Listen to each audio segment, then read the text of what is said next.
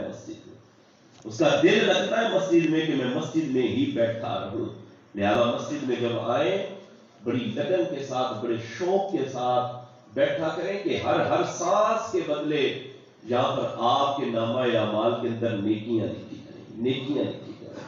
اور یہ محفل تو بڑی پیاری محفل ہے، اللہ اکبر، کہ یہ نبی پاک صلی اللہ علیہ وسلم کے ذکر کی محفل ہے.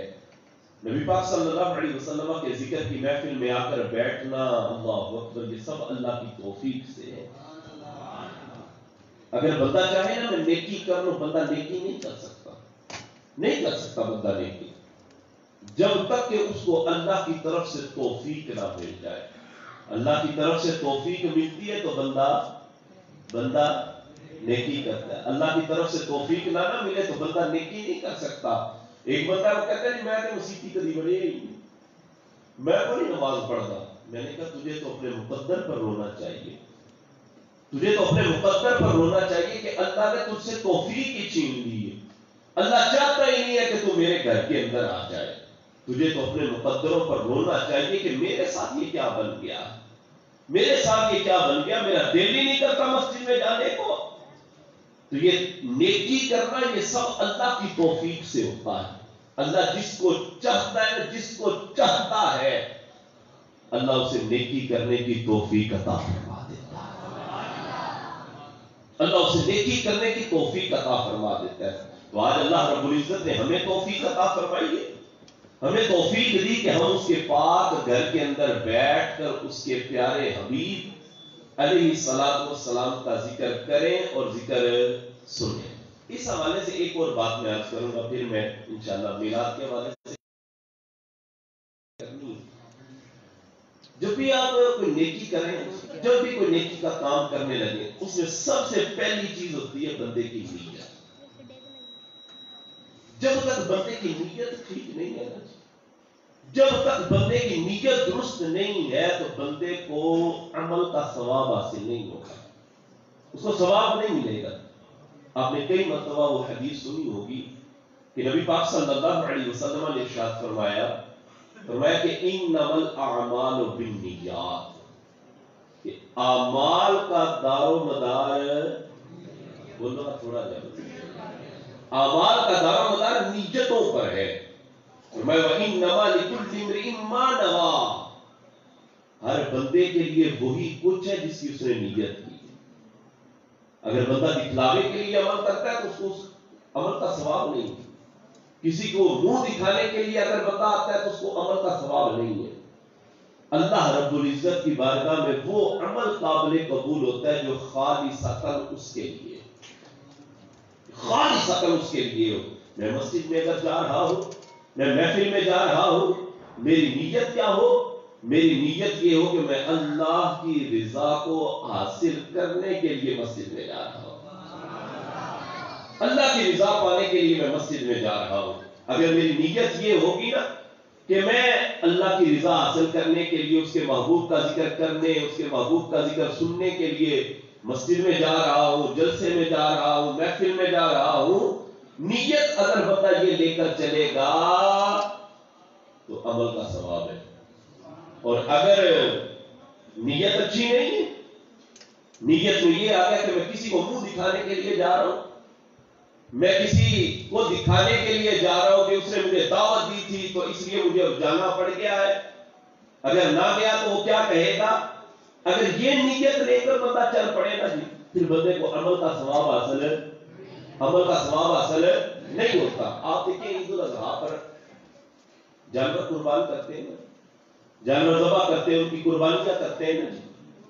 تو قرآن مجید فرقان حمید میں اللہ رب العزت نے ارشاد فرمایا جو تم جانور قربان کرتے ہو نہ ان کا گوشت اللہ کی بارگاہ میں جاتا ہے، نہ ان کا خون اللہ کی بارگاہ میں جاتا ہے، تو پھر جاتا کیا ہے؟ فرمایا لن ینال اللہ لحومها ولا دماؤها ولكن ينالہ التقوی منکم. فرمایا یہ جانور قربان کرتے ہو نا عید الاضحیٰ پر، نہ ان کا گوشت اللہ کی بارگاہ میں جاتا ہے، نہ ان کا خون اللہ کی بارگاہ میں جاتا ہے. فرمایا پھر جاتا کیا ہے؟ فرمایا جو تمہارے دلوں کا تقوی ہے نا، تمہارے دلوں کا تقوی ہے، فرمایا وہ اللہ کی بارگاہ میں جاتا ہے۔ اللہ تو دلوں کو دیکھتا ہے کہ اس کی نیت کیا ہے، کس نیت کے پیش نظر اس بندے نے عمل کیا ہے۔ بعض اوقات ایسا ہوتا ہے کہ بندہ عمل بہت بڑا کر جاتا ہے، بہت بڑا عمل کر جاتا ہے، لیکن اس کی نیت اچھی نہیں ہوتی، عمل کا ثواب بندے کو حاصل نہیں ہوگا۔ عمل تو بہت بڑا کیا لیکن نیت میں فتور تھا، عمل ضائع ہو گیا، عمل رائے کا چلا گیا۔ لیکن بعض اوقات ایسا ہوتا ہے کہ عمل بظاہر چھوٹا ہوتا ہے، بظاہر چھوٹا ہوتا ہے، لیکن اس میں نیت اچھی ہوتی ہے۔ جب نیت اچھی ہوتی ہے تو اللہ کی بارگاہ میں وہ اجر کے اعتبار سے بہت بڑا ہو جاتا ہے۔ یا تو بلی کو پانی پلانے والے، جس نے ایک کتے، پیاسے کتے کو پانی پلایا تھا نا، اللہ نے تو اس کی بھی بخشش فرما دی تھی۔ یہاں پر جو ہے اعمال نہیں دیکھے جاتے، عمل کہ کتنا بڑا کیا، عمل بظاہر اگر کہ چھوٹا تھا لیکن بندے کی نیت اچھی تھی، اس کی نیت اچھی تھی تو وہ اجر کے اعتبار سے بہت بڑا ہو گیا، اجر کے اعتبار سے بہت بڑا ہو جاتا ہے۔ آج ہمیں اس چیز کی ضرورت اور حاجت ہے کہ ہم اپنی نیتوں کو درست کریں، ہم اپنی نیتوں کو ٹھیک کریں کہ ہماری نیت کے اندر فتور پیدا نہ ہو، ہماری نیت خالصتاً اللہ کی رضا کے لیے۔ ہم جو کوئی بھی عمل کریں تو ہماری نیت، ہمارا ارادہ یہ ہو کہ میں اللہ کی رضا حاصل کرنے کے لیے عمل کر رہا ہوں، اللہ کی رضا حاصل کرنے کے لیے، اللہ کی رضا پانے کی آواز کھولنے سے، اللہ کی رضا حاصل کرنے کے لیے میں عمل کر رہا ہوں۔ جب ہماری یہ نیت ہوگی نا جی، ہماری یہ نیت ہوگی تو پھر ہمیں عمل کا ثواب بھی حاصل ہوگا۔ نبی پاک صلی اللہ علیہ وسلم کی آمد، اللہ اکبر، اس سے پہلے ایک بات یاد رکھیں، وعظ اور تقریر کا مقصد پتہ کیا ہوتا ہے؟ وعظ اور تقریر کا مقصد یہ ہوتا ہے کہ اصلاح، وہ چاہے اصلاح اعمال کی ہو، چاہے وہ اصلاح عقائد کی ہو۔ جو مبلغ، جو مقرر، جو خطیب بیان کرنے کے لیے آتا ہے، اس کا مقصد یہ ہوتا ہے کہ میں اپنے سامعین کو، میں اپنے سننے والوں کو کوئی اصلاح کا پہلو دے کر جاؤں، میں اپنی بھی اصلاح کروں، اپنی بھی اصلاح کے حوالے سے سوچوں، اور جو مجھے سننے والے ہیں وہ بھی اپنی اصلاح کی جانب آئے۔ یہ بیان کا مقصد ہوتا ہے۔ اور اس کا دوسرا مقصد یہ ہوتا ہے تبلیغ، یعنی قرآن اور حدیث کا پیغام آپ تک پہنچایا جائے، آپ تک قرآن اور حدیث کا پیغام دیا جائے کہ قرآن اور حدیث کا یہ پیغام ہے، اور ہر بندہ اپنا محاسبہ کرے، ہر بندہ اپنے آپ کو دیکھے کہ آیا میں اس میسج پر، اس پیغام پر عمل کر رہا ہوں یا نہیں کر رہا۔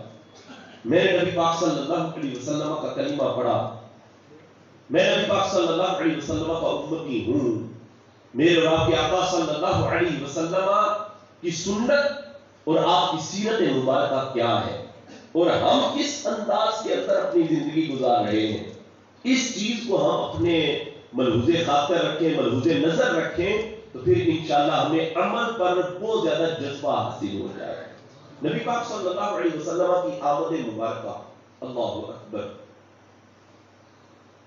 حضور علیہ السلام کی آمد ایک بہت بڑا انقلاب تھا، بہت بڑی تبدیلی تھی کہ نبی پاک صلی اللہ علیہ وسلم کی آمد سے پہلے جس طرح کے حالات چل رہے تھے نا، جس طرح کے حالات چل رہے تھے، ایسے لگتا تھا جیسے یہ لوگ انسان ہے ہی نہیں، ایسے محسوس ہوتا تھا کہ یہ لوگ کس طرح زندگی گزار رہے ہیں، یہ لوگ کس طرح جو ہے وہ معاشرے کے ساتھ چل رہے ہیں۔ اس زمانے کے اندر لوگوں کے ذہنوں میں جو فتور پایا جاتا تھا، امیر کو غریب پر ترجیح دی جاتی تھی، گورے رنگ والے کو کالے رنگ والے پر درجہ دیا جاتا تھا، آزاد بندے کو انسان سمجھا جاتا تھا، غلاموں کو انسان ہی نہیں سمجھا جاتا تھا، گھر بیٹی پیدا ہو جاتی تو بیٹی کو زندہ درگور کر دیا جاتا تھا، باپ گڑا کھودتا، بیٹی کو گڑے کے اندر دھکا دیتا، اوپر سے مٹی ڈال دیا کرتا تھا، باپ مر جاتا نا اس زمانے کے اندر، حضور کی آمد سے پہلے باپ مر جاتا، کیا کرتی تھی، ماں کے گلے میں رسی ڈالتی نا، رسی ڈال کے اور منڈی میں لے جا کر بیچ دیا کرتی تھی، اور جو پیسے ملتے تھے ترکے میں بانٹ لیے جاتے تھے۔ باپ کو کوڑے مارے جاتے تھے اس زمانے کے اندر، اس زمانے کے اندر باپ کو پیٹا جاتا تھا، مارا جاتا تھا۔ اس زمانے کے اندر نبی پاک صلی اللہ علیہ وسلم کی آمد مبارکہ سے قبل عورت کو، بیوی کو پاؤں کا جوتا سمجھا جاتا تھا، کوئی عزت نہیں تھی اس کی، کوئی عزت نہیں تھی اس کی۔ میرے اور آپ کے آقا صلی اللہ علیہ وسلم کی آمد مبارکہ ہوئی نا، اللہ اکبر، نبی پاک صلی اللہ علیہ وسلم نے سارے فرق مٹا دیے، سارے فرق مٹا دیے۔ وہ جو لوگوں کے ذہنوں میں فطور تھا نا کہ امیر آدمی کو ترجیح دی جاتی تھی، غریب کو پوچھا نہیں جاتا تھا، غلاموں کو انسان نہیں سمجھا جاتا تھا، نبی پاک صلی اللہ علیہ وسلم کی جلوہ گری ہوئی، آپ نے اعلان نبوت فرمایا تو نبی پاک صلی اللہ علیہ وسلم نے سارے انسانوں کو برابری کا درس دے دیا کہ سارے انسان برابر ہیں، کوئی گورے رنگ والا ہے، کوئی کالے رنگ والا ہے، کوئی چودھری ہے، کوئی کمی ہے، کوئی کسی خاندان سے تعلق رکھتا ہے، کوئی کسی برادری سے تعلق رکھتا ہے، کوئی عربی ہے، کوئی اجمی ہے۔ نبی پاک صلی اللہ علیہ وسلم نے سب کو حضور علیہ السلام نے برابری کا درس دے دیا کہ سارے انسان برابر ہیں۔ اور حضور علیہ السلام نے گویا یہ ہوا کہ ایک ہی صف میں کھڑے ہو گئے تھے محمود و اعجاز، ایک ہی صف میں کھڑے ہو گئے محمود و اعجاز، نہ کوئی بندہ رہا نہ بندہ لباس۔ نبی پاک صلی اللہ علیہ وسلم نے مساوات، برابری کا درس دیا کہ سارے مسلمان برابر ہیں، اور قرآن نے اسی چیز کو بیان کیا کہ اللہ کی بارگاہ میں، اللہ کے نزدیک جو عزت والا ہے نا، جو قابل معزز، قابل احترام جو ہے، فرمایا تم میں سے وہ قابل احترام ہے، وہ معزز ہے جو تم میں سے زیادہ اللہ سے ڈرنے والا ہے، جس کے دل کے اندر تقویٰ ہے، جس کے دل کے اندر پرہیزگاری ہے۔ فرمایا ان اکرمکم عند اللہ اتقاکم، فرمایا تم میں سے زیادہ اللہ کے نزدیک عزت والا وہ شخص ہے، وہ شخص ہے جو تم میں سے زیادہ اللہ سے ڈرنے والا ہے۔ یہ اسلام کا پیغام، یہ نبی پاک صلی اللہ علیہ وسلم نے ہمیں پیغام دیا کہ سارے مسلمان برابر ہیں، سارے لوگ برابر ہیں۔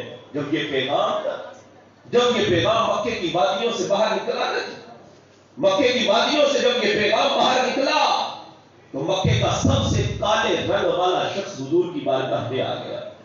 اسود نام ہے، جیسے ہم پنجابی میں کہنے لگتے تھے جس کا رنگ کالا ہونا اس کو کالو کہنے لگ جاتے، عربی کے اندر جو ہے وہ اسود، کالا، بہت زیادہ کالا۔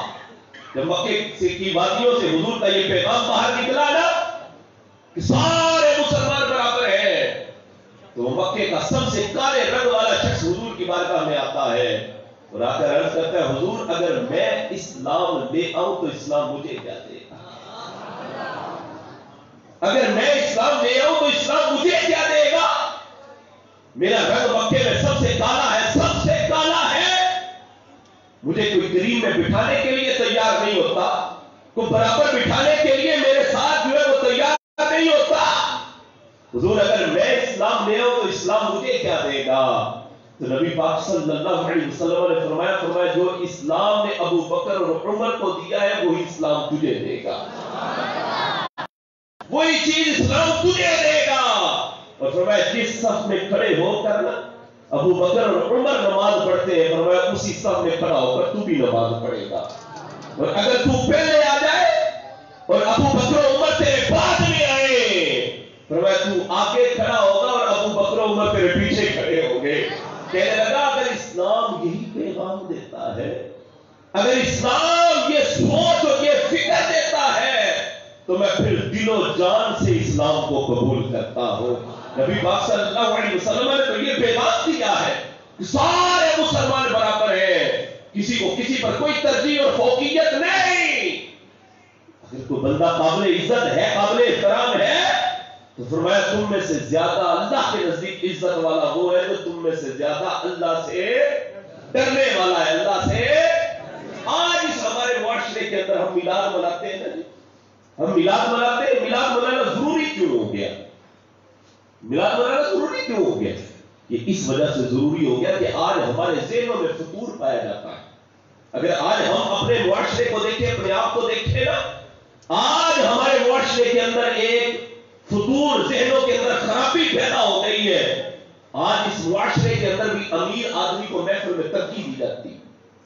امیر چودھری بندے کو محفل کے اندر عزت کی نگاہ سے دیکھا جاتا ہے.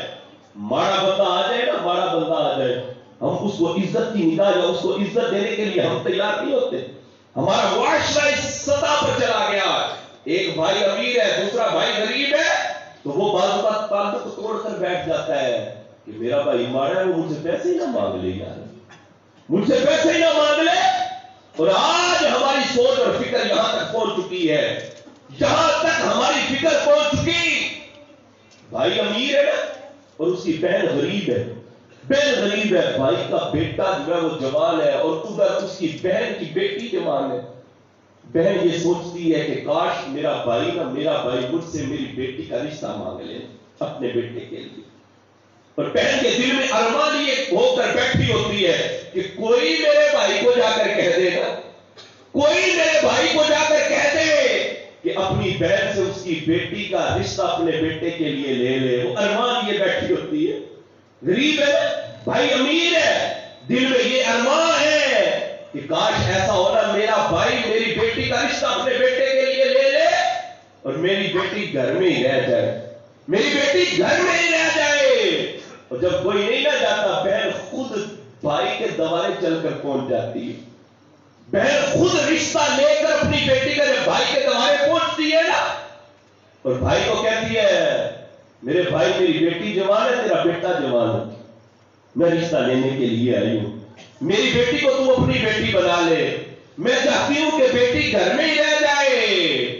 اور بھائی پتہ کیا کہہ دیتے ہیں آگے سے, بھائی پتہ کیا کہتا ہے, کہتا ہے میرا تو پتر ہی نہیں مانتا, میرا تو بیٹا ہی نہیں مانتا, میں تیری بیٹی کا رشتہ کیسے لے لوں, میں تیری بیٹی کا رشتہ کیسے لے لوں. اور بھائی آگے سے مشورہ دے دیتا ہے, کہتا ہے تو رشتہ تلاش کر لے, تیری میں مدد کر دوں گا, تو رشتہ تلاش کر لے, میں تیری مدد کر دوں گا. یعنی بھائی اپنی بہن کو یہ مشورہ دیتا ہے, تو در در کی ٹھوکریں کھا, میں تجھے رشتہ نہیں جو ہے وہ دینے لگا اپنے بیٹے کا. اللہ اکبر. بھائی مجھے یہ بتاؤ کہ بہن کا قصور کیا تھا, بہن کا قصور کیا تھا کہ اس کے پاس غربت ہے. یہ ہماری سوچ اور ہماری فکر آج بن گئی ہے یہ. حالانکہ نبی پاک صلی اللہ علیہ وسلم نے تو صلہ رحمی کا حکم ارشاد فرمایا ہے. آقا صلی اللہ علیہ وسلم نے صلہ رحمی کا حکم دیا ہے کہ اپنے بھائیوں سے اپنی بہنوں کے ساتھ صلہ رحمی کرنا, سب سے پہلے ان کے حق کو دیکھنا, پھر باہر کی طرف چلنا. تو آج میلاد منانا کیوں ضروری ہو گیا, تاکہ لوگوں کو پتا تو چلے میلاد نے ہمیں کیا دیا تھا.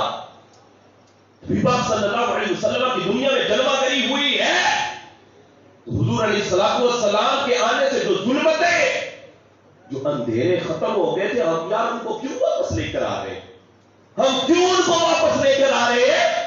ہم میلاد مناتے ہیں اور نبی پاک صلی اللہ علیہ وسلم کی آمد کا ذکر کرتے ہیں, اور ہمارے حالات کیا ہیں, ہمارے طور طریقے کیا ہیں, وہ چیزیں جو نبی پاک صلی اللہ علیہ وسلم کے آنے سے ختم ہو گئی تھی, آج ہم انہیں کو واپس لا رہے ہیں. وہ زمانے جاہلیت کے طور طریقے ہم نے واپس کر لیے. اور میلاد ہمیں یہ پیغام دیتا ہے, میلاد ہمیں یہ سوچ اور فکر دیتا ہے کہ وہ طور طریقے واپس نہ لے کر آؤ, وہ آداب واپس نہ لے کر آؤ. جو نبی پاک صلی اللہ علیہ وسلم کے آنے سے جو چیزیں ختم ہو گئی تھیں ان کو واپس نہ لے کر آؤ. اللہ اکبر. نبی پاک صلی اللہ علیہ وسلم نے اپنے غلاموں کے ساتھ, اپنے خدام کے ساتھ کس طرح کا برتاؤ کیا ہے, میں چند پہلو جو ہے وہ اس پر روشنی ڈالوں گا. نبی پاک صلی اللہ علیہ وسلم جب اپنے خدام کے پاس آتے ہیں, اپنے غلاموں کے پاس آتے, ان کی کیفیت کیسی ہوتی تھی, ان کی صورتحال کیسی ہوتی تھی. آج ہمارا بھی معاشرہ ہے, آج ہمارا معاشرہ ہے جی, توجہ رکھیے گا میری طرف. آج اس ہمارے معاشرے کے اندر اگر بندہ کسی محکمے میں کام کرتا ہے جی, کسی ادارے میں کام کرتا ہے, اس ادارے کو کوئی چیک کرنے والا کوئی آفیسر آ جائے نا, محکمے کو چیک کرنے والا آ گیا, فیکٹری کا مالک فیکٹری کو چیک کرنے کے لیے آ جائے تو ملازمین کی دھوڑیں لگ جاتی ہیں.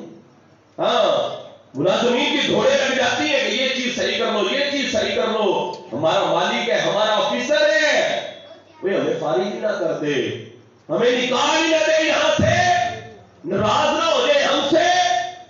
محکمے والوں کی دھوڑیں لگ جاتی ہیں، پریشان ہو جاتے ہیں. اور جب تک وہ آفیسر اور جب تک وہ مالک اس محکمے میں رہتا ہے، اس ادارے میں رہتا ہے، اس جگہ پر رہتا ہے، ملازمین کی جان پر لالے پڑے جاتے ہیں، پریشان رہتے ہیں. لیکن میرے اور آپ کے آقا صلی اللہ علیہ وسلم جب اپنے خدام کے پاس آتے، نبی پاک صلی اللہ علیہ وسلم جب اپنے غلاموں کے پاس آتے نا، تو ان کی پتہ کیا کیفیت کیا ہوتی تھی، ان کی حالت پتہ کیا ہوتی تھی. وہ زبان حال سے یہی کہہ رہے ہوتے تھے کہ ہن آئے تے میں جان نہ دے سا، ہن آئے تے میں جان نہ دے سا. تے چلے کون ہجر دیاں مارا وچ جدائیاں عمر گزاری، میری جیدر رو لگئی ہے وچ بسارا، ایک ایک پل ایک سال دا گزرے تے 10 کیویں عمر گزارا. سونیا باغ بہشت نہیں سجدے بن سجنا تے بن یارا. نبی پاک صلی اللہ علیہ وسلم جب اپنے غلاموں کے پاس آتے نا جی، ان کی کیفیت ان کی حالت یہ ہوتی تھی کہ حضور آئے تو اب جائیں نہ، حضور آئے تو اب حضور آئے تو اب جائیں نہ. نبی پاک صلی اللہ علیہ وسلم کے اذان کرنا. اور اس بات کو اپنے ذہن میں رکھیں کہ نبی پاک صلی اللہ علیہ وسلم کی آمد مبارکہ سے قبل غلام، آپ کی آمد سے پہلے غلاموں کے ساتھ کیا دستور اور کیا طریقہ اپنایا جاتا تھا. ایک غلام نہ ایک غلام اپنے آقا کے جوتے دھوپ سے اٹھا کر اگر چھاؤں میں رکھ دیتا نا کہ یہ جوتے دھوپ میں پڑے ہیں کہ خراب نہ ہو جائے، وہ اٹھا کے چھاؤں میں رکھتا ہے. آقا کا بھلا کر رہا ہے، آقا اس کو مارتا تھا، اس کو پیٹتا تھا، کہتا تھا تم مغرور ہو گیا، تو تکبر کا شکار ہو گیا، تو نے میرے جوتوں کو میری اجازت کے بغیر ہاتھ لگایا تو کیوں لگایا. اس کو مارتا تھا اور اس کو پیٹتا تھا. لیکن نبی پاک صلی اللہ علیہ وسلم کی آمد ہوئی ہے نا، تو نبی پاک صلی اللہ علیہ وسلم نے غلاموں کو اٹھایا، غلاموں کو اٹھایا اور عزت کی مسرت پر بٹھا دیا. عزت کی مسرت پر نبی پاک صلی اللہ علیہ وسلم نے غلاموں کو بٹھا دیا. اللہ اکبر. جب نبی پاک صلی اللہ علیہ وسلم معراج سے واپس آئے نا، معراج سے حضور واپس آئے تو نبی پاک صلی اللہ علیہ وسلم نے حضرت بلال کو بلایا اور ارشاد فرمایا بلال تو عمل کیا کرتا ہے، بلال تو عمل کیا کرتا ہے. میں عرش پر گیا تھا تیرے چلنے کی. بلال تو عمل کیا کرتے ہیں، کیا سمجھتے ہیں اس جملے نے دور غلامی کی تھکن نہیں اتارتی تھی؟ کہاں یار غلاموں کو مارا جا رہا تھا، کہاں غلاموں کو پیٹا جا رہا تھا، اور کہاں نبی پاک صلی اللہ علیہ وسلم نے فرمایا بلال تو عمل کیا کرتا ہے. میں عرش پر گیا تھا، تیرے چلنے کی آواز مجھے عرش پر سنائی دے رہی تھی. اللہ اکبر. نبی پاک صلی اللہ علیہ وسلم کے آزاد کردہ غلام تھے حضرت ثوبان رضی اللہ تعالیٰ عنہ، آزاد کردہ غلام. نبی پاک صلی اللہ علیہ وسلم کی بارگاہ میں آئے نا، افسانوں قطار ہونے لگ پڑے، روتے جا رہے. نبی پاک صلی اللہ علیہ وسلم نے فرمایا ثوبان ہوا کیا ہے، روتے جا رہے، وجہ تو بتاؤ، ثوبان وجہ تو بتاؤ. حضرت ثوبان رضی اللہ تعالیٰ عنہ کرتے ہیں حضور یہ دنیا ہے نا، حضور یہ دنیا ہے نا، جہاں پر کوئی پریشانی آ جائے نا، کوئی دکھ کوئی تکلیف پہنچ جائے، حضور میں آ کر آپ کا چہرہ دیکھ لیتا ہوں، میرے سارے دکھ ہی مک جاتے ہیں، میرے سارے دکھ ختم ہو جاتے ہیں. فرمایا ثوبان پھر اب کیا ہوا ہے، اب کیوں روتے جا رہے ہو؟ حضرت ثوبان رضی اللہ تعالیٰ عنہ کہتے ہیں حضور مجھے وہ قیامت کا دن یاد آ گیا، مجھے آج وہ قیامت کا دن حضور یاد آ گیا کہ حضور کل بروز قیامت آپ کا مرتبہ بڑا عالی ہوگا نا، حضور آپ تو انبیاء اور رسولوں کے ساتھ ہوں گے، انبیاء اور رسولوں کے ساتھ ہوں گے. حضور آپ کے قدموں کے صدقے جنت تو نصیب ہوگی، جنت تو ملے گی، لیکن جو حضور آپ کا مرتبہ ہوگا وہ ہمارا تو نہیں نہ ہوگا. وہ مرتبہ ہمارا تو نہیں ہوگا. حضور دنیا میں آپ کا ہجر، آپ کی جدائی مجھ سے برداشت نہیں ہوتی. یہ سوچ کر رونا آ گیا کہ وہاں پر آپ کی جدائی میں کیسے برداشت کروں گا، وہاں پر آپ کی جدائی مجھ سے کیسے برداشت ہوگی. حضرت صوبان رضی اللہ تعالی عنہ نے ابھی یہ بات کی ہی تھی، یہ بات کی ہی تھی کہ جناب جبریل امین قرآن کی یہ آیت لے کر نازل ہو گئے اور اللہ رب العزت نے ارشاد فرمایا وَمَن يُطِعِ اللَّهَ وَالرَّسُولَ فَأُولَٰئِكَ مَعَ الَّذِينَ أَنْعَمَ اللَّهُ عَلَيْهِم مِّنَ النَّبِيِّينَ وَالصِّدِّيقِينَ وَالشُّهَدَاءِ وَالصَّالِحِينَ. رب نے فرمایا پیارے حبیب گویا صوبان سے کہہ دیجئے، پیارے گویا صوبان سے کہہ دیجئے کہ پیارے حبیب جو دنیا میں تیری اطاعت کرے گا، جو دنیا میں تیری نوکری کرے گا، جو دنیا میں داری کرے گا، میں رب ہو کر وعدہ کرتا ہوں کہ جنت میں اس کو تیرا محلے دار بنا دوں گا.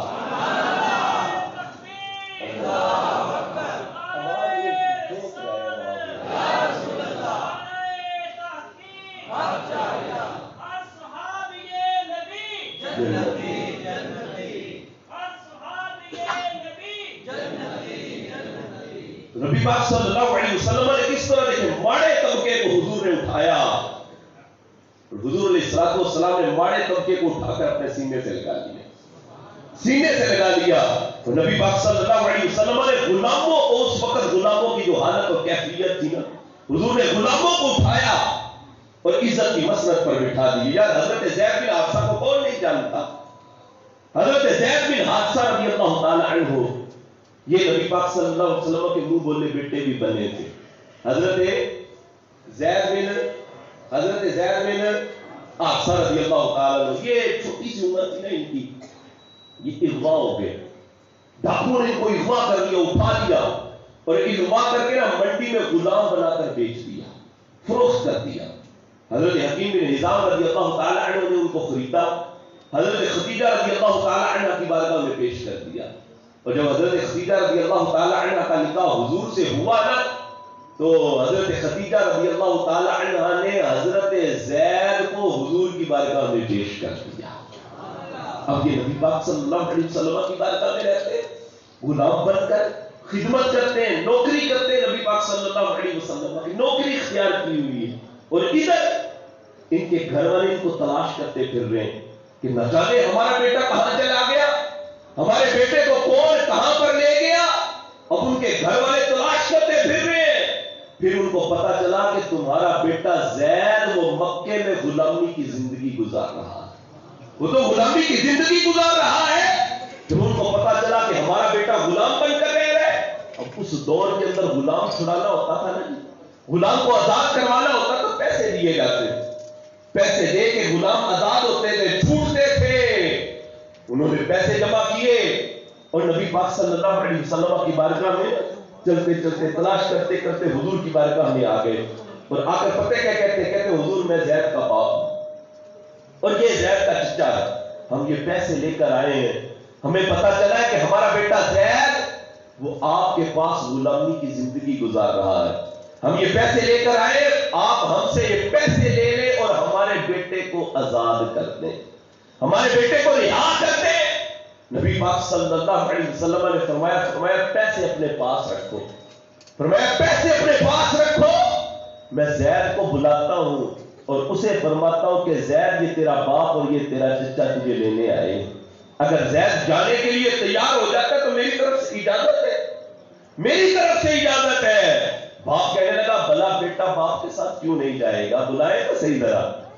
چچا کہنے لگا بھلا بھتیجا چچا کے ساتھ کیوں نہیں جائے گا، آپ بلائے تو صحیح زید کو. حضرت زید بن حارثہ رضی اللہ تعالیٰ عنہ آ گئے. حضرت زید جب آئے نا نبی پاک صلی اللہ علیہ وسلم نے فرمایا زید یہ تیرا باپ اور یہ تیرا چچا ہے، یہ تیرا باپ اور یہ تیرا چچا ہے. آج باپ نے اپنے بیٹے کو بڑے عرصے کے بعد دیکھا، بیٹے نے بھی اپنے باپ کو بڑے عرصے کے بعد دیکھا. دونوں باپ بیٹا گلے لگے، گلے لگ کے خوب روئے ارمان نکالے، کیونکہ روکا وچوں روز بدھیرا تے جس کا نائے بھی چھوڑا اوے جنہ دے دل پر جانی بچھڑن ہوندے تھوڑا بڑا روئے ارمان کالے جب رو چکے نا آپس میں جدا ہوئے تو نبی پاک صلی اللہ علیہ وسلم نے فرمایا زید یہ تیرا باپ اور یہ تیرا چچا تجھے لینے آئے ہیں، اگر تو جانا چاہتا ہے تو میری طرف سے اجازت ہے۔ فرمایا زید تم جا سکتے ہو۔ زید کے والد کہنے لگے، کہتے ہیں بیٹا چل ہمارے ساتھ، تیری بہن تیری راہیں تکتی تکتی تھک گئی ہے، تیری ماں تیری جدائی میں آنسو بہاتی بہاتی بیٹھ گئی ہے، چل بیٹا زید ہمارے ساتھ چل۔ حضرت زید بن حارثہ رضی اللہ تعالیٰ عنہ نے جب یہ منظر دیکھا نا، میرا باپ مجھے لینے آ گیا، میرا چچا مجھے لینے آ گیا ہے۔ حضرت زید کے منظر دیکھ رہے تھے، دیکھتے دیکھتے حضرت زید نے پتہ کیا کیا کہ دھوڑے اور دوڑ کر حضور کے قدموں سے جا کے لپٹ گئے اور روتے ہوئے گویا یوں کہتے ہیں حضور تیرے ٹکڑوں پہ پلے غیر کی ٹھوکر پہ نہ ڈال، حضور تیرے ٹکڑوں پہ پلے غیر کی ٹھوکر پہ نہ ڈال، جھڑکیاں کھائیں کہاں چھوڑ کے صدقہ تیرا، اور حضور تیرے قدموں میں جو ہے غیر کا منہ کیا دیکھیں، کون نظروں پہ چڑھے دیکھ کے تلوا تیرا۔ عرض کرتے ہیں حضور مجھے اپنے قدموں سے جدا نہ کیجیے گا، مجھے اپنے قدموں سے جدا نہ کیجیے گا، جو مقام اور جو مرتبہ مجھے یہاں پر ملا مجھے اور کہیں نہیں مل سکتا، حضور مجھے اپنے قدموں سے جدا نہ کیجیے گا۔ اور چشم فلک نے بھی یہ نظارہ پہلی مرتبہ دیکھا تھا، چشم فلک نے یہ نظارہ پہلی مرتبہ دیکھا کہ ایک غلام آزاد ہونے کو قبول نہیں کر رہا، آزادی کو قبول نہیں کر رہا، اور روتا ہوا کہہ رہا، کہتا ہے حضور مجھے اپنے غلاموں میں رکھیے گا، مجھے اپنے قدموں سے جدا نہ کیجیے گا۔ حضرت زید بن حارثہ رضی اللہ تعالیٰ عنہ کے والد نے جب یہ منظر دیکھا نا، میرا بیٹا میرے ساتھ جانے کے لیے تیار نہیں ہے، میرا بیٹا میرے ساتھ جانے کے لیے تیار نہیں ہے، تو والد پتہ کیا کہتے ہیں حضور خدا کی قسم جتنا پیار آپ نے زید کو دیا میں باپ ہو کر بھی اسے اتنا پیار نہیں دے سکتا، میں باپ ہو کر بھی اتنا پیار اسے نہیں دے سکتا۔ نبی پاک صلی اللہ علیہ وسلم کے در سے ان کو عزت ملا، مرتبہ ملا، اللہ اکبر۔ دیکھیں جلیل القدر صحابہ ہے، جلیل القدر صحابہ ہے، لیکن کیا آپ جانتے کہ قرآن میں کس صحابی کا نام لے کر اللہ نے ذکر فرمایا ہے؟ آپ کو پتہ ہے؟ وہ نبی پاک صلی اللہ علیہ وسلم کے غلام، اللہ اکبر، حضرت زید بن حارثہ رضی اللہ عنہ۔ سورہ احزاب 22 پارے میں نبی پاک صلی اللہ علیہ وسلم اس غلام کا ذکر نام لے کر اللہ نے فرمایا، اللہ اکبر۔ کہ نبی پاک صلی اللہ علیہ وسلم نے کس طرح غلاموں کو اٹھایا اور اٹھا کر نبی پاک صلی اللہ علیہ وسلم نے عزت کی مسند پر بٹھا دیا، عزت کی مسند پر بٹھا دیا۔ اور خدا کی قسم میں یہ کہتا ہوں کہ عزت ملتی حضور کے در سے، عزت ملتی حضور کے در سے۔ بندہ در بدر پھرتا رہے، کبھی ادھر جائے کبھی ادھر جائے، دوڑے لگائے، لیڈروں کے نعرے مارتا پھرے، لیڈروں کے نعرے مارتا پھرے۔ ہمارے لوگ اس معاشرے کے اندر پتہ کیا کرتے ہیں؟ عزت لینے کے لیے، عزت لینے کے لیے الیکشن آ جاتے ہیں تو کسی سیاستدان کی بڑی ساری فلیکس تصویر لگا کر نا اپنی چھوٹی سی تصویر بیچ میں لگا لیتے ہیں، کیوں بھائی؟ کہتے ہیں عزت ملے گی۔ او بھائی عزت اس طرح نہیں ملتی، عزت اس طرح نہیں ملتی۔ یہ لیڈروں کے نعرے مارتے رہو گے، مار مار کے تھک جاؤ گے، عزت نہیں ملے گی۔ اگر عزت چاہتے ہو تو حضور کے نعرے مارا کرو۔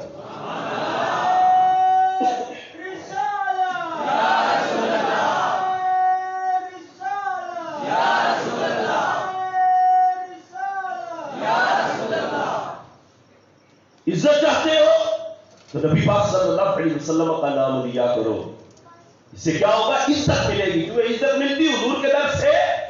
حضرت سلمان فارسی رضی اللہ تعالیٰ کو کون نہیں جانتا؟ یہ بادشاہ کے بیٹے تھے، حضرت سلمان فارسی رضی اللہ تعالیٰ عنہ، اور نبی پاک صلی اللہ علیہ وسلم کی خاطر نہ غلام بن کر مدینے میں بک گئے،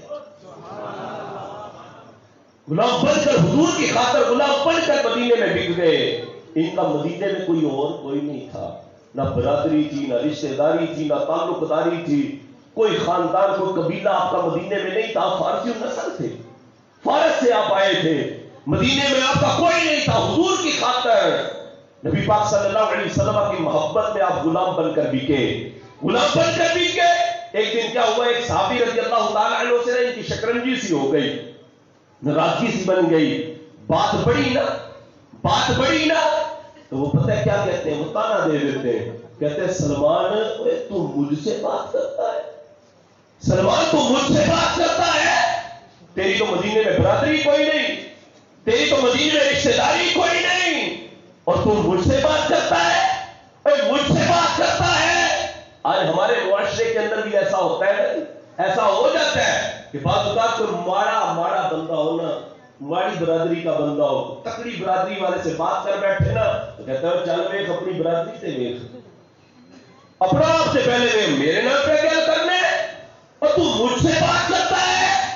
انہوں نے نا حضرت سلمان فارسی رضی اللہ تعالیٰ عنہ کو تانا دے دیا، اور تانا دے کر کہتے ہیں سلمان تو مجھ سے بات کرتا ہے اور تو مجھ سے بات کر رہے، تیری تو مدینے میں برادری کوئی نہیں، تیری تو مدینے کے اندر رشتہ داری کوئی نہیں، اور تو مجھ سے بات کر رہے۔ حضرت سلمان فارسی رضی اللہ تعالیٰ عنہ کہتے ہیں اس بندے نے جب مجھے یہ تانا مارا نا، میرا دل بڑا ٹوٹا، میرا دل آج بڑا دکھی ہوا کہ واقعی میری تو مدینے میں برادری کوئی نہیں ہے، میری تو رشتہ داری کوئی نہیں ہے، میں تو سارا کچھ حضور کی خاطر چھوڑ کر یہاں آ گیا تھا، سارا کچھ چھوڑ کر حضور کی بارگاہ میں آ گیا تھا، اور آج اس بندے نے مجھے تانا کیا مار دیا۔ حضرت سلمان کہتے ہیں میرا دل بڑا دکھا، بڑی تکلیف ہوئی، لیکن دل میں ارادہ کر لیا تھا کہ سلمان یہ دکھ جا کے حضور کو نہیں سنانا، یہ دکھ جا کے حضور کو نہیں سنانا، پہلے ہی بڑے دکھ سنا چکا ہوں، پہلے ہی بڑے دکھ حضور علیہ السلام کی بارگاہ میں بیان کر چکا ہوں، یہ دکھ تو بڑا پہنچا تھا، لیکن دل میں ارادہ کر لیا کہ یہ دکھ جا کے حضور کو نہیں سنانا۔ حضرت سلمان کہتے جمعے کا دن تھا، مسجد نبوی تھی، کہتے میں جا کر کونے میں لگ کر بیٹھ گیا، میرا دل ٹوٹا ہوا تھا، آج میرا دل ٹوٹا ہوا تھا۔ حضرت سلمان کہتے میں کونے میں جب بیٹھا ہوا نا، نبی پاک صلی اللہ علیہ وسلم تشریف لائے، آپ منبر پر جلوہ فرما ہوئے نا، آپ منبر پر جب بیٹھے نا، حضرت سلمان کہتے میں نے حضور کو دیکھا، میں نے حضور کو دیکھا، حضور نے مجھے دیکھا، کہتے ہیں میری آنکھوں سے چھم چھم آنسو برسنے لگ پڑے، میں رونے لگ پڑا۔ نبی رحمت صلی اللہ علیہ وسلم نے جب مجھے روتا ہوا دیکھا نا، میرا سلمان رو رہا ہے، میرا سلمان رحمت صلی اللہ علیہ وسلم نے مجھے روتا ہوا دیکھا، تو حضور منبر سے نیچے تشریف لے آئے، حضور منبر سے نیچے آئے، میرے قریب جب حضور پہنچے نا، حضرت سلمان کہتے ہیں میں نے حضور کو جبھا مار لیا، میں نے حضور کو اپنی باہوں میں لیا، اور میں زار و قطار اونچی آواز میں رونے لگ پڑا، اور روتا ہی جا رہا ہوں۔ نبی پاک صلی اللہ علیہ وسلم نے فرمایا سلمان بتا تو صحیح ہوا کیا ہے، سلمان بتا تو صحیح ہوا کیا ہے، آج روتے ہی جا رہے، وجہ نہیں بتا رہے۔ حضرت سلمان کہتے ہیں حضور لوگ مجھے تانے مارتے ہیں، لوگ میرا دل دکھاتے ہیں، اور کہتے ہیں سلمان تیری تو مدینے میں برادری کوئی نہیں ہے، تیری تو مدینے میں رشتہ داری کوئی نہیں۔ حضور واقعی میری مدینے میں برادری کوئی نہیں ہے، میری رشتہ داری کوئی نہیں ہے، حضور میں تو سارا کچھ چھوڑ چھاڑ کے آپ کے قدموں میں آ گیا تھا، سارا کچھ چھوڑ چھاڑ کے حضور میں آپ کے قدموں میں آ گیا تھا، اور لوگ مجھے تانے مارتے ہیں، لوگ میرا دل دکھاتے ہیں۔ آج ایک بندے نے مجھے تانا مارا، حضور میرا دل دکھی ہو گیا، میرا دل دکھی ہو گیا۔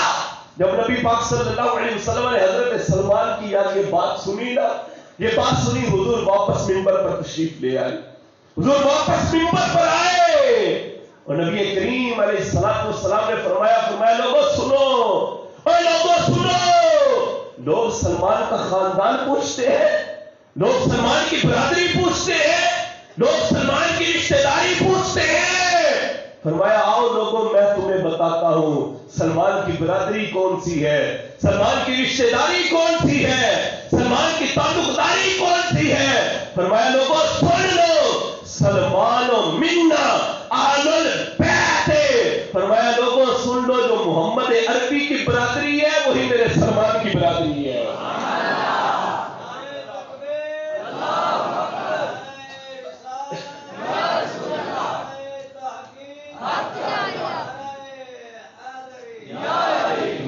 میری برادری ہے نا وہی میرے سلمان کی برادری ہے. فرمایا جو میری تعلق داری ہے رشتہ داری ہے وہی میرے سلمان کی رشتہ داری ہے. فرمایا لوگوں سن لو سلمان و منا اہل البیت ہے. فرمایا لوگوں سن لو میرا جو سلمان ہے نا یہ میرے اہل بیت سے ہے میرے اہل بیت سے ہے. نبی پاک صلی اللہ علیہ وسلم کی بارگاہ میں جو بندہ آتا ہے نا خدا کی قسم اس کو عزت ملتی ہے اس کو عزت ملتی ہے. یہ ہے کہ نبی پاک صلی اللہ علیہ وسلم سے بندہ پہلے وفا کا رشتہ جوڑے وفا کا رشتہ جوڑے خدا کی قسم دنیا بھی سمجھ جائے گی آخرت بھی سمجھ جائے گی دنیا بھی سمجھے گی آخرت بھی سمجھے گی. نبی پاک صلی اللہ علیہ وسلم کی آمد مبارکہ سے قبل دیکھیں کیسا اندھیرا تھا غلاموں کو انسان نہیں سمجھا جا رہا تھا اور نبی پاک صلی اللہ علیہ وسلم نے دیکھو غلاموں کو کیا مقام دے دیا کیا مرتبہ دے دیا. اور نبی پاک صلی اللہ علیہ وسلم کی آمد مبارکہ سے قبل توجہ رکھیے گا میری طرف حضور کی آمد سے قبل جس کے گھر بیٹی پیدا ہو جاتی اس کا منہ کالا ہو جاتا تھا اس کا منہ کالا ہو جاتا تھا. اور عزت بچانے کے لیے صرف ایک رستہ ہوتا تھا کہ گڑا کھودے بیٹی کو دھکا دے اور اوپر سے مٹی ڈال. وہ لوگ یہ کرتے تھے وہ لوگ یہ کیا کرتے تھے. نبی پاک صلی اللہ علیہ وسلم کی بارگاہ میں ایک بندہ آیا بعد میں اس نے اسلام قبول کر لیا تھا. کہنے لگا حضور میں نے زمانے جاہلیت میں بڑا گناہ کیا ہے بہت بڑا میں نے جرم کیا. نبی پاک صلی اللہ علیہ وسلم نے فرمایا تم نے کیا جرم کیا زمانے جاہلیت میں کیا گناہ کیا. کہنے لگا حضور زمانے جاہلیت تھا بیٹی پیدا ہو جاتی نا تو ہم لوگ زندہ درگور کیا کرتے تھے گلا کھولتے تھے بیٹی کو دھکا دیتے تھے اوپر مٹی ڈال دیا کرتے تھے. کہنے لگا حضور میں نہ تجارت پر جانے لگا تھا کہیں کاروبار کے لیے جانے لگا تھا میری بیوی جو تھی وہ حاملہ تھی میری بیوی حاملہ تھی. کہنے لگا میں تجارت پر چلا گیا دور کہیں نکل گیا اور ادھر میرے گھر نہ بیٹی پیدا ہوگی. توجہ رکھیے گا میں آپ کو بیٹی کی عظمت اور شان بتانے لگا ہوں. اللہ اکبر. آج دیکھیں ہمارا بھی معاشرہ ہے نا آج ہمیں بھی غور کرنا چاہیے اس بات پر. نبی پاک صلی اللہ علیہ وسلم کے میلاد کے صدقے میں ہمیں کیا کیا چیزیں ملی ہیں کیا کیا چیزیں ملی ہیں. آج ہمارا معاشرہ بیٹی پیدا ہو جائے منہ پر وٹ بن جاتا ہے ہمارے. اگر عورت کے ہاں دوسری تیسری بیٹی پیدا ہو جائے طلاق کی وارننگ ہو جاتی ہے طلاق کی وارننگ ہو جاتی ہے. اور معاذ اللہ اس دور کے اندر ہمارے معاشرے کے اندر جس عورت کے ہاں بیٹیاں پیدا ہو جائیں ہم معاذ اللہ سے منحوس سمجھنے لگ جاتے ہیں اور نہ جانے باپ پریشان ہو جاتا ہے کہ یہ کیا بن گیا. پتر پیدا ہو جائے باپ مٹھائیاں بانٹے بیٹی پیدا ہو جائے تو منہ پر ہٹ بنا لے. بات یاد رکھنا میرے بھائیوں یاد رکھنا یہ بیٹی اللہ کی رحمت ہوتی ہے بیٹی اللہ کی رحمت ہے. بیٹا اگر کہ نعمت ہے نعمت پر حساب ہے رحمت پر کوئی حساب ہی نہیں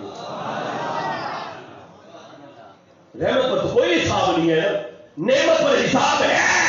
آج بیٹا پیدا ہوا ہم نے خوشیاں منا لی نہ جانے یہ بیٹا کل کو ہمارے ساتھ کیا کرے گا یہ ہم نہیں جانتے. نبی پاک صلی اللہ علیہ وسلم کی آمد مبارکہ سے قبل جو حالات چل رہے تھے بیٹی پیدا ہو جاتی زندہ درگور کیا جاتا تھا. وہ بندہ حضور کی بارگاہ میں آیا اور آ کر عرض کرتے ہیں حضور زمانے جاہلیت میں نے گناہ کیا جرم کیا میری بیوی جو تھی وہ حاملہ تھی